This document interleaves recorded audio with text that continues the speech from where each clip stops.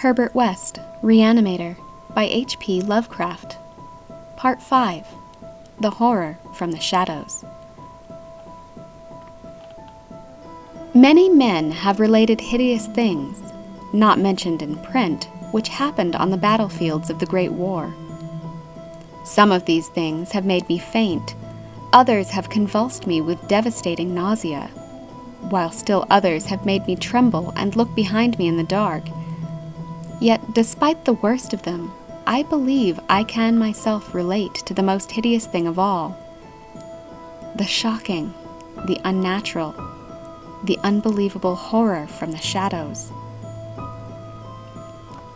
In 1915, I was a physician with the rank of first lieutenant in a Canadian regiment in Flanders, one of many Americans to precede the government itself into the gigantic struggle. I had not entered the army of my own initiative, but rather as a natural result of the enlistment of the man whose indispensable assistant I was, the celebrated Boston surgical specialist, Dr. Herbert West. Dr. West had been avid for a chance to serve as surgeon in a great war, and when the chance had come, he carried me with him almost against my will.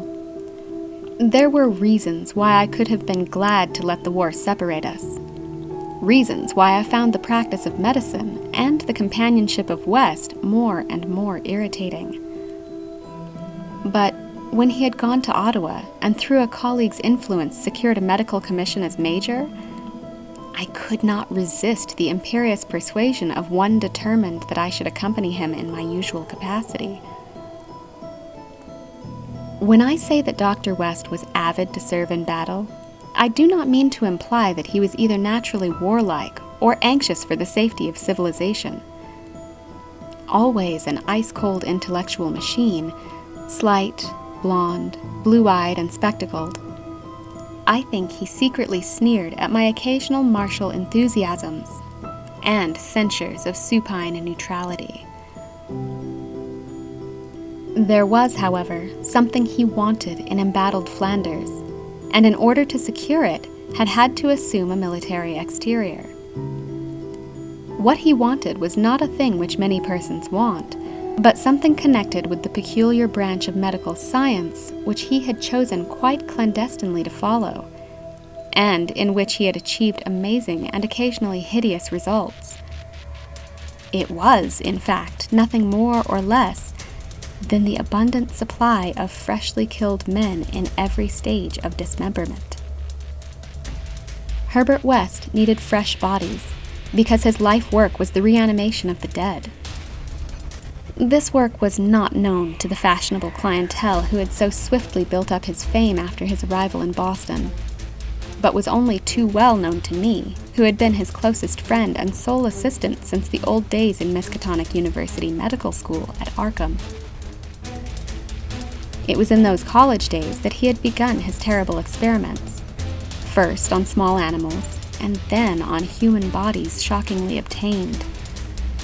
There was a solution which he injected into the veins of dead things, and if they were fresh enough, they responded in strange ways. He had had much trouble in discovering the proper formula, for each type of organism was found to need a stimulus especially adapted to it. Terror stalked him when he reflected on his partial failures, nameless things resulting from imperfect solutions or from bodies insufficiently fresh. A certain number of these failures had remained alive. One was in the asylum, while others had vanished. And, as he thought of conceivable yet virtually impossible eventualities, he often shivered beneath his usual stolidity. West had soon learned that absolute freshness was the prime requisite for useful specimens, and had accordingly resorted to frightful and unnatural expedients in body snatching. In college, and during our early practice together in the factory town of Bolton, my attitude toward him had been one largely of fascinated admiration. But as his boldness and methods grew, I began to develop a gnawing fear. I did not like the way he looked at healthy, living bodies. And then there came a nightmarish session in the cellar laboratory when I learned that a certain specimen had been a living body when he secured it. That was the first time he had ever been able to revive the quality of rational thought in a corpse, and his success, obtained at such a loathsome cost, had completely hardened him. Of his methods in the intervening 5 years, I dare not speak. I was held to him by sheer force of fear, and I witnessed sights that no human tongue could repeat. Gradually, I came to find Herbert West himself more horrible than anything he did. That was when it dawned on me that his once normal scientific zeal for prolonging life had subtly degenerated into a more morbid and ghoulish curiosity and secret sense of charnel picturesqueness. His interest became a hellish and perverse addiction to the repellently and fiendishly abnormal. He gloated calmly over artificial monstrosities which would make most healthy men drop dead from fright and disgust. He became, behind his pallid intellectuality, a fastidious Baudelaire of physical experiment, a languid Elagabalus of the tombs. Dangers he met unflinchingly. Crimes he committed unmoved. I think the climax came when he had proved his point that rational life can be restored, and had sought new worlds to conquer by experimenting on the reanimation of detached parts of bodies. He had wild and original ideas on the independent vital properties of organic cells and nerve tissue, separated from natural physiological systems, and achieved some hideous preliminary results in the form of never-dying, artificially nourished tissue obtained from the nearly hatched eggs of an indescribable tropical reptile. 2 biological points he was exceedingly anxious to settle. First, whether any amount of consciousness and rational action can be possible without the brain, proceeding from the spinal cord and various nerve centers. And second, whether any kind of ethereal, intangible relation distinct from the material cells may exist to link the surgically separated parts of what has previously been a single living organism. All this research work required a prodigious supply of freshly slaughtered human flesh, and that was why Herbert West had entered the Great War. The phantasmal, unmentionable thing occurred one midnight late in March 1915, in a field hospital behind the lines of St. Eloi. I wonder, even now, if it could have been other than a demonic dream of delirium. West had a private laboratory in the east room of the barn-like temporary edifice, assigned him on his plea that he was devising new and radical methods for the treatment of hitherto hopeless cases of maiming. There, he worked like a butcher in the midst of his gory wares. I could never get used to the levity with which he handled and classified certain things. At times, he actually did perform marvels of surgery for the soldiers, but his chief delights were of a less public and philanthropic kind, requiring many explanations of sounds which seemed peculiar even amidst the babble of the damned. Among these sounds were frequent revolver shots, surely not uncommon on a battlefield, but distinctly uncommon in a hospital. Dr. West's reanimated specimens were not meant for long existence or a large audience. Besides human tissue, West employed much of the reptile embryo's tissue which he had cultivated with such singular results. It was better than human material for maintaining life in organless fragments, and that was now my friend's chief activity. In a dark corner of the laboratory, over a queer incubating burner, he kept a large covered vat full of this reptilian cell matter, which multiplied and grew puffily and hideously. On the night of which I speak, we had a splendid new specimen, a man at once physically powerful and of such high mentality that a sensitive nervous system was assured. It was rather ironic, for he was the officer who had helped West to his commission, and who was now to have been our associate. Moreover, he had in the past secretly studied the theory of reanimation to some extent under West. Major Sir Eric Moreland Clapham Lee, DSO, was the greatest surgeon in our division, and had been hastily assigned to the St. Eloi sector when news of the heavy fighting reached headquarters. He had come in an airplane piloted by the intrepid Lieutenant Ronald Hill, only to be shot down when directly over his destination. The fall had been spectacular and awful.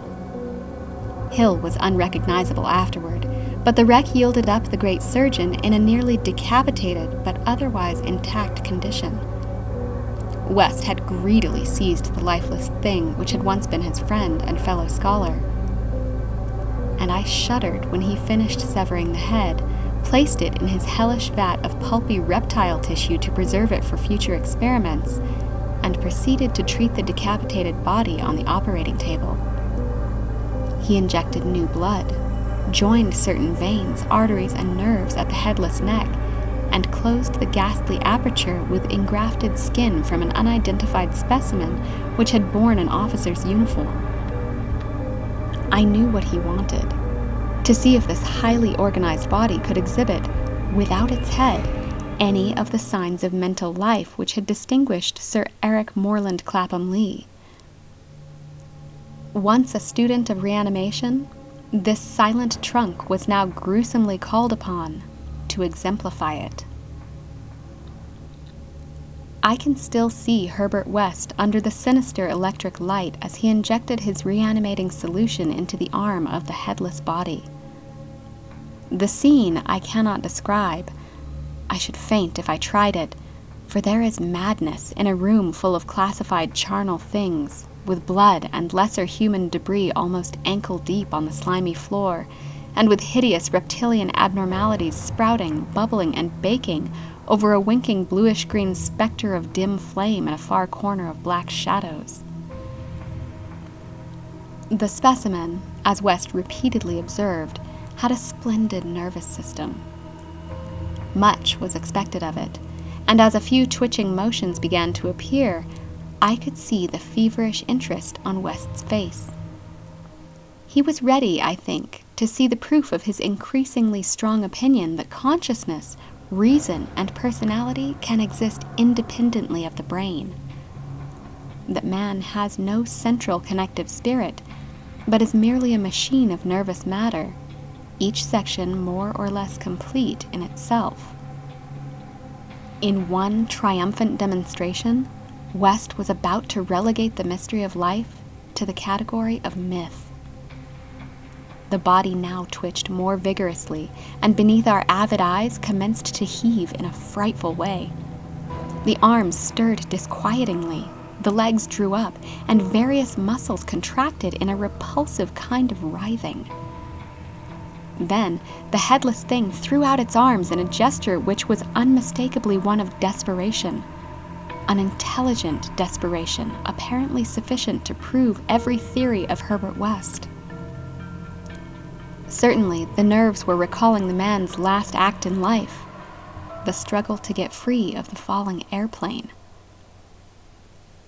What followed? I shall never positively know. It may have been wholly a hallucination from the shock caused at that instant by the sudden and complete destruction of the building and a cataclysm of German shell fire. Who can gainsay it, since West and I are the only proved survivors? West liked to think that before his recent disappearance, there were times when he could not, for it was queer that we had both had the same hallucination. The hideous occurrence itself was very simple, notable only for what it implied. The body on the table had risen with a blind and terrible groping, and we had heard a sound. I could not call that sound a voice, for it was too awful, and yet its timbre was not the most awful thing about it. Neither was its message. It had merely screamed, "Jump, Ronald! For God's sake, jump!" The awful thing was its source. for it had come from the large, covered vat in that ghoulish corner of crawling black shadows.